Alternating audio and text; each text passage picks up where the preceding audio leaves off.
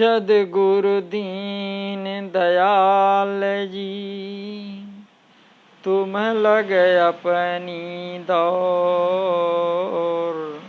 और जैसे काग जहाज को और कतहु नहीं ठोर। बोलिए श्री सद्गुरुदेव की जय। आप समस्त श्रोता बंधुओं को हमारा हार्दिक प्रणाम, हार्दिक नमस्कार है। जैसा कि रामायण के अनुसार चर्चा चल रही है, तो दुष्टों और संतों के लक्षण का उसका ये 28वां वीडियो है। तो आइए देखते हैं कि गोस्वामी जी जहाँ पे 27 में समाप्त हुआ था, वहीं से 28 से दूसरा प्रारंभ कर रहे हैं। तो गोस्वामी जी क्या बता रहे हैं? कह रहे हैं कि लोभय ओढ़य लोभय डासन, शिष्णोदर पर जमपुर त्रासन, और काहू की जो सुनहि बड़ाई, और श्वास ले ही जन जूड़ी आई। तो यहाँ जौ से जनाया कि उनके डर से कोई किसी को बढ़ाई उनके सामने करता ही नहीं, इसी से प्रायः सुनने में आती नहीं। धोखे में कहीं सुन लें तो सुन लें। दूसरे ये भी जनाया कि यदि कोई कहता भी हो तो पहले तो उधर कान ही ना देंगे। पूर्व जो अवगुण कहे थे उनमें कहा था कि जहाँ कहो निंदा सुनाई पराई, अर्थात निंदा सुनते वे स्वयं जाते हैं। जहाँ भी किसी की निंदा हो रही हो तो वहीं खड़े होकर सुनने लगते हैं। और यहाँ कहते हैं कि दूसरों की प्रशंसा उनको असह्य है, उसको घर पर भी कोई सुनावे तो कदाचित ही सुने। निंदा श्रवण से हर्ष होता है, इससे सुनने जाते हैं। बड़ाई से जुड़ी आती, इसे उसे नहीं सुनते। तो श्वास ले ही जन जुड़ी आई, भाव की जैसे जाड़ा देखकर ज्वर आने पर श्वास चलता है, वैसे ही इनकी दशा होती है। ज्वर आने पर भोजन नहीं किया जाता, वैसे ही ये दूसरों की प्रशंसा सुनकर उस दिन शोक में भोजन आदि भी नहीं करते। और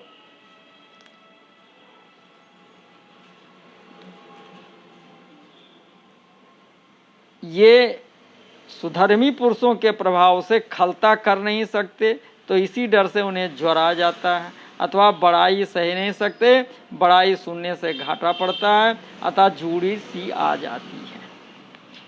तो मानव जग नृपति, सुखी भये मानव जग नृपति।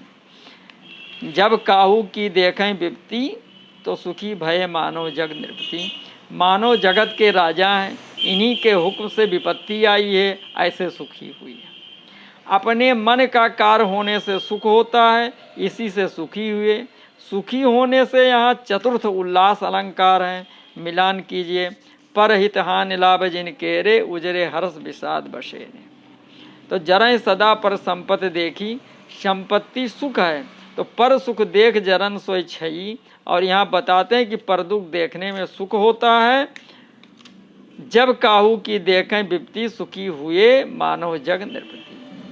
तो पर धन रथ इत्यादि ऊपर का अब दिखाते हैं कि कैसे रथ हैं। तो पर धन रथ ऐसे कि ऊपर नीचे से लोभ में लपटे हैं। पर दारारथ होने से शिष्णोदर हैं, पर अपवाद रथ होने से बड़ाई नहीं सुन सकते। अब आगे गोस्वामी जी बता रहे हैं कि स्वार्थ रत परिवार विरोधी, लंपट काम लोभ अति क्रोधी, और मात पिता गुर विप्र न मानहि, और आप गए अरु घालहि आनहि, और करहि मोह बस द्रोह परावा, संत संग हरि कथा न भावा। अर्थात स्वार्थ पारायण है, अपने कुटुंबियों से भी विरोध रखते हैं, काम और लोभ में अत्यंत आसक्त रहते हैं, और अत्यंत क्रोधी हैं। माता पिता गुरु और ब्राह्मण को नहीं मानते। आप तो गए गुजरे हैं ही, और दूसरों को भी नष्ट करते हैं। मोह बस दूसरों से शत्रुता करते हैं। संतों का साथ और भगवत चरित्र उनको अच्छा नहीं लगता। भाव की सत्संग और हर कथा से मोह का नाश होता है। बिनु सत्संग न हरि कथा, तह बिनु मोह न भाग। और जब ये उनको भाते ही नहीं तब मोह बस रहा ही चाहे। तो बैर अकारण सब काहू से इसमें जाना गया कि बाहर के लोगों से बैर करते हैं और अपने परिवार भाई बंधु इत्यादि से बैर नहीं करते। अब बताते हैं कि असंत स्वार्थ बस परिवार से भी विरोध कर लेते हैं। पूर्व में कहा गया कि काम क्रोध मद लोभ परायण, और यहाँ लंपट काम लोभ अति क्रोधी, ये अनेक हेतु से अनेक अन्वय में योजित है, इससे यहाँ पुनरुक्ति नहीं है। तो काम यानी सुख के लोभ से लंपट यानी विषयी दुराचारी हैं, उसमें बाधा होने से अति क्रोध होता है। संगात संजायते कामा, कामात क्रोधो अभिजायते। तो यहाँ लंपट कहकर जनाया कि काम और लोभ में के व्यापार में मन कर्म वचन से लपटे रहते हैं, अर्थात पर स्त्री पर धन जिस भांति मिल ले उसी उपाय में लगे रहते हैं। स्वार्थ परिवार विरोधी, तो स्वार्थ रत परिवार विरोधी, लंपट काम लोभ अति क्रोधी। तो तात्पर्य कि काम और लोभ के बस वे परिवार का पद नहीं देते। अति क्रोधी कहकर सूचित किया कि बस चला तो अपने गोत्र वालों का वध करते हैं तो भी शांत नहीं होते, अथवा स्वार्थ रत होकर परिवार का धन लेकर फिर नहीं देते वरन विरोध करते हैं। आगे पहले बताया गया था तेज कृषाण रोषमय शेषा, बंदों खलजस शेष सरोसा, बचन बज यह सदा पियारा। ये परिवार विरोधी को कहकर ऐसा कहने से पाया गया कि यदि उनकी लंपटता पर घर वालों ने कुछ कहा सुना तो उन पर अत्यंत क्रोध करते हैं, प्राण के ग्राहक हो जाते हैं। तो मात पिता गुरु विप्र न मानहि, मानने में माता सबसे अधिक है, इसी से प्रथम माता का नाम दिया, तब क्रम से पिता गुरु और ब्राह्मण को कहा। प्रमाण है उपाध्यायान दशाचार्य आचार्याणाम शतम पिता, सहस्त्रम तु पितरन माता गौरवेड़ा अतिरिच्यते। ना माने का भाव कि यदि माता पिता दूसरे का पद दिखाते हैं तो वे इनको नहीं मानते, और यदि किसी को मानते देखते हैं तो उनको भी सिखा पढ़ाकर अपने समान कर लेते हैं। मोह बस का भाव कि अपने को अमर माने बैठे हैं, समझते हैं कि हम कभी मरेंगे ही नहीं। इस मोह में पड़े होने से ही शत्रुता करते हैं। मोह सब मानस रोगों का मूल है। अब आगे गोस्वामी जी बता रहे हैं कि अवगुण सिंधु मंदमति कामी, वेद विदूषक पर धन स्वामी, विप्रदोह पर द्रोह विशेषा, और दंभ कपट जिय धरे शुभेशा। तो अवगुणों के समुद्र हैं, अर्थात जो अवगुण गिना आए और आगे गिनाते हैं इतने ही में न जानना, किंतु इनके अवगुणों की थाह ना समझो। मंद बुद्धि और कामी हैं, वेदों के विदूषक हैं, पराये धन के मालिक हैं, द्रोह तो सभी से करते हैं, पर ब्राह्मणों और पर अर्थात परमेश्वर से व देवताओं से विशेष द्रोह रखते हैं। उनके हृदय में पाखंड और कपट है, और ऊपर से वे सुंदर वेश धारण किए रहते हैं। दंभ कपट जी ये मन का और सुवेश से तन का हाल का। तो अवगुण सिंधु, उस सिंधु से विष निकला, फिर अनेक रत्न निकले, पर असंत सिंधु में अवगुण ही अवगुण है। वेद विदूषक, विदूषक भाण को कहते हैं, भाव की भाणों की तरह उनकी नकल करते हैं, व्यंग से मजाक दिल लगी व हंसी उड़ाते हैं। स्वामी लिखते हैं कि कल्प कल्प भर एक एक नरका, परहि जे दूसहि श्रुत करी तरका। वेद विदूषक का भाव है कि विविध तर्क उतर करके वेदों को दूसरा लगाते हैं। पर धन स्वामी भाव कि वो धन उनका है ही नहीं, पर उस पर अधिकार ऐसा जमाए हैं कि मानो उन्हीं का ही हो, हम उसके मालिक बन बैठते हैं। विशेषा विप्रदोह पर द्रोह विशेषा विप्रदोह जन बांट पर्यो हट सब सौ बैरो बढ़ायो। पहले विप्रों का ना मानना का आप कहते हैं, इतना ही नहीं उनको ना माने कि उनके द्रोह भी करते हैं। ना माने से इतना ही जाना जाता है कि उनका मान्य आदर सत्कार नहीं करते हैं, और ये नहीं पाया जाता कि उनसे बैर रखते हैं। अब दंभ कपट इति यानी धार्मिकपन के यश की प्राप्ति के लिए धर्म अनुष्ठान करने का नाम दंभ है, तो ये कपट है। बाहर से साधु वेश, भीतर से तुष्ट लोगों को ठगने के लिए और धर्म की आड़ में आत्मा की श्लाघा दंभ है। कपट सीधे धोखा है और दंभ धर्म की आड़ में धोखा है। कपट और दंभ दोनों आर्थिक लाभ के लिए ही प्राय किए जाते हैं, तो जिय का भाव कि ये दोनों हृदय में हैं, अतः इनको छिपाने के लिए धरे सुबेशा। दंभ कपट जिय धरे सुबेशा। तो गोस्वामी जी कहते हैं कि ऐसे अधम मनुज खल कृत युग त्रेता नाही, और द्वापर कछुक वृंद बहु वही है कल युग माही। तो ऐसे अधम और दुष्ट मनुष्य सतयुग और त्रेता में नहीं होते, द्वापर में कुछ होंगे और कलयुग में तो इनके वृंद के वृंद होंगे। त्रेता में खल ना थे, तब भरत जी इनके लक्षण क्यों पूछे? उत्तर उन्होंने केवल परोपकार के लिए पूछा, जिसमें आगे के लिए लोग सुनकर भव में न पड़ें। यथा संत असंतन के गुण भासे, ते न परें भव जिन लख राखी। तो ऐसे अधम मनुज खल का भाव कि अधम तो वो भी हैं जिनको पूर्व दोहे में कह आए हैं, पर उनसे अधिक पावर पापमय और अधम है। वह ऐसे पूर्व कथित अवगुण युक्त मनुज खल का भाव कि अनुजाद खल तो कृतयुग त्रेता युग में भी होते हैं, पर मनुष्य खल नहीं होते। मनुष्य खल द्वापर और कलयुग में ही होते हैं। तो आगे गोस्वामी जी बता रहे हैं कि परहित सरिस धर्म नहीं भाई,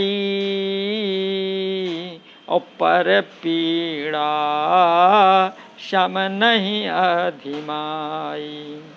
निर्णय सकल पुराण वेद कर, और कहूँ तात जा नहीं को विदन। नर शरीर धरी और जे पर पीरा, और करही ते सहाही महाभव भीरा। हे भाई, दूसरों के साथ भलाई अर्थात परोपकार के समान दूसरा धर्म नहीं है, और दूसरे को दुख देने के समान कोई पाप एवं नीचता और अधर्म नहीं है। तो हे तात, समस्त पुराणों और वेदों का ये निर्णय फैसला मैंने तुमसे कहा है। पंडित लोग इसे जानते हैं। जो लोग मनुष्य शरीर धरकर दूसरों को पीड़ा देते हैं, वे अत्यंत भव भय सहते हैं। परहित करना और पर पीड़ा देना, ये दो बातें कहने का भाव ये है कि संत असंत के लक्षण परहित शरीर धर्म नहीं, ये संत लक्षण है, और पर पीड़ा सम नहीं अधभाई, ये खल का लक्षण है। निर्णय सकल पुराण वेद कर यथा अष्टादश पुराणेषु व्यासास्य वचनद्वयम् परोपकारा पुण्याय पापाय परपीडनम। तो जाने कोविद नर का भाव कि कदाचित कोई इस बात पर विश्वास ना करे कि ये वेद पुराणों का सिद्धांत है, तो उस पर कहते हैं कि पंडितों ने पढ़ा, वे विषय जानते हैं। ये शब्द प्रमाण अलंकार है। आगे पर पीड़ा का फल कहते हैं कि नर शरीर धरकर पर पीड़ा करने का भाव कि नर शरीर ज्ञान का खजाना है, और ज्ञानवान शरीर पाकर जो पर पीड़ा करते हैं वे महाभवभीर सहते हैं। जो अज्ञानी शरीर पाकर पर पीड़ा करते हैं वे भवभीर सहते हैं। तात्पर्य की पर पीड़ा का फल ये मिलता है कि उनको जन्म मरण की दारुण पीड़ा होती है। पशु पक्षी आदि योनियों में कर्मकांड की मुख्यता नहीं है, तो जन्म मरण को प्राप्त होकर क्यों करते हैं? तो सो आगे कहते हैं महाभव भीर सहें, यानी भव की महाभीर सहते हैं, अर्थात जन्मते हैं, तुरंत मरते हैं, फिर जन्मते हैं, तुरंत मरते हैं, फिर जन्मते हैं। तो तो इस तरह जन्मने मरने के ही भारी दुख भोग से छुटकारा नहीं पाते। जन्मत मरत दुषह दुख होई, तो वही दुख भोगा करते हैं, अथवा संसारी होकर पुत्र कलत्रादि के भरण पोषण की महाभीर सहते हैं। अब आइए असंत और संत के लक्षण देखते हैं। तो बताया गया था कि खलन हृदय अतिताप विसेखी, जरहि सदा पर संपत देखी। ये असंत के लक्षण हैं। और संत के लक्षण हैं शांति, अयन और शीतलता। असंत हैं जरहि सदा पर संपत देखी, और संत क्या करते हैं? सुख सुख देखे पर। अब असंत क्या करते हैं कि जब काहू की देखें विपत्ति तब सुखी भय, लेकिन संत क्या करते हैं? पर दुख दुख। असंत क्या करते हैं कि काम क्रोध मद लोभ परायण, लेकिन संत क्या होते हैं? विगत काल मम नाम परायण विमद विरागी। असंत क्या करते हैं कि लोभय ओढ़े ओढ़न लोभय डासन शिष्णोदर पर लंपट, तो लंपट काम क्रोध अति क्रोधी। तो संत क्या है? लोभामर्ष त्यागी, परुष वचन कबहू नहीं बोलें, विषय अलंपट होते हैं। असंत क्या करते हैं? निर्दय स्वार्थ कपटी कुटिल मलायन, लेकिन संत क्या होते हैं? दीनन पर दाया, सरलता मैत्रेयी अमाया। अब असंत क्या करते हैं? मलायन, लेकिन संत क्या होते हैं? शांत विरत विनती मुदितायन। असंत क्या करते हैं? करह मोह बस द्रोह पर आवा, लेकिन संत क्या करते हैं? सम अवभूत रिपु। असंत क्या करते हैं कि बैरु अकारण सब काहू सो, लेकिन संत क्या करते हैं? मैत्री। असंत क्या करते हैं? विप्रदोह परदोह विशेखा, लेकिन संत क्या करते हैं? द्विज पद प्रीत धर्म जनयत्री। असंत क्या करते हैं? संत संग हरि कथा न भावा, लेकिन संत का क्या होता है कि मन बच क्रम मम भगति अमाया। असंत क्या करते हैं? अवगुण सिंधु मंदमती, लेकिन संत क्या करते हैं? गुण मंदिर शील गुणाकर। असंत क्या करते हैं कि परदोह परदार रथ परधन पर अपवाद, और ते नर परई। और संत क्या करते हैं कि सम दम नियम नीत नहीं डोलें।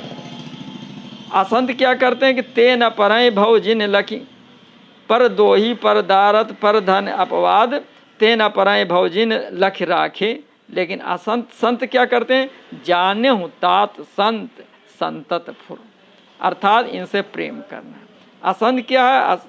असंत क्या है? काल रूप तिनकऊ मैं भ्राता, लेकिन संत क्या होते हैं कि ते सज्जन मम प्राण प्रिय।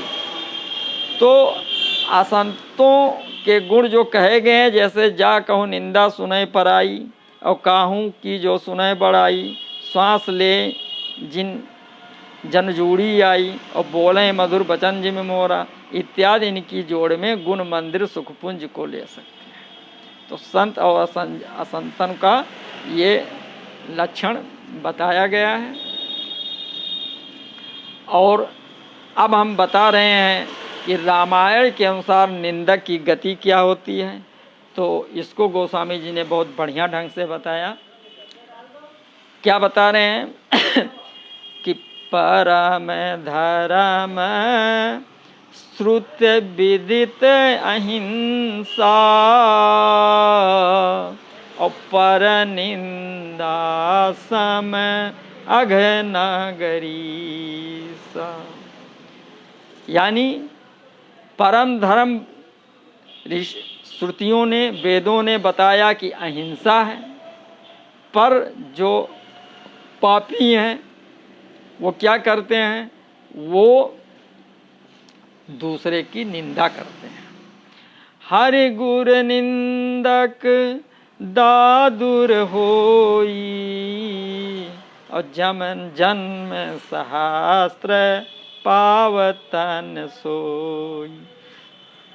गुरु की निंदा करने वाला वो दादुर बनता है, और कई शास्त्रों तक वो उसमें पड़ा रहता है। द्विज निंदक बहु नरक भोग करी, और जग जन मय बायस शरीर धर।